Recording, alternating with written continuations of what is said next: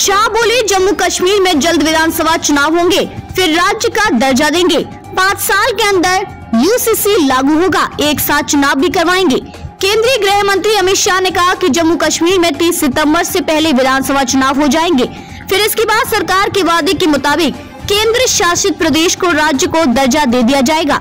गृह मंत्री ने ये बातें शनिवार को देर रात न्यूज एजेंसी पीटीआई को इंटरव्यू दिया।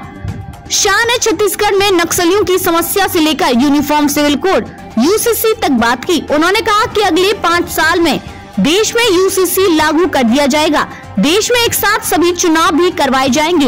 इसके साथ ही शाह ने कहा कि देश में अगले 2-3 साल में नक्सलियों की समस्या पूरी तरह से खत्म हो जाएगी।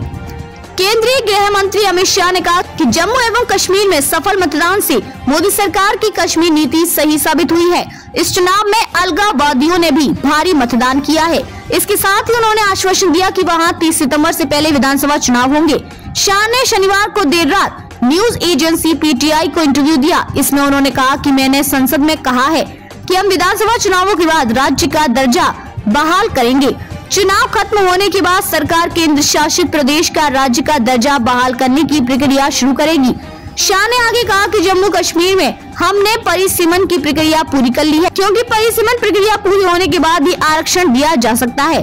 हम सुप्रीम कोर्ट की समय सीमा से पहले विधानसभा चुनाव की प्रोसेस पूरी कर लेंगे। सुप्रीम कोर्ट ने 11 दिसंबर 2023 को निर्वाचन आयोग को 30 सितंबर 2024 तक जम्मू कश्मीर में चुनाव कराने का निर्देश दिया था। केंद्रीय गृह मंत्री अमित शाह ने कहा कि छत्तीसगढ़ के एक छोटे से क्षेत्र को छोड़कर पूरा देश अब नक्सल की समस्या से मुक्त हो गया है। छत्तीसगढ़ में 5 महीने पहले जब से भाजपा सरकार सत्ता में आई है, तभी से नक्सलियों से राज्य को मुक्त करवाने का काम शुरू हो गया है। अगले 2-3 साल में यह समस्या देश से पूरी तरह से खत्म हो जाएगी। एक समय कुछ लोग पशुपतिनाथ से तिरुपति तक नक्सल कॉरिडोर के बारे में कहा करते थे। अब झारखंड पूरी तरह से नक्सलियों से मुक्त है, बिहार पूरी तरह से मुक्त है, ओडिशा, तेलंगाना और आंध्र प्रदेश भी पूरी तरह से मुक्त है, महाराष्ट्र और मध्य प्रदेश भी मुक्त है। पशुपतिनाथ से तिरुपति तक तथाकथित नक्सली गलियारे में माओवादियों की कोई मौजूदगी नहीं है।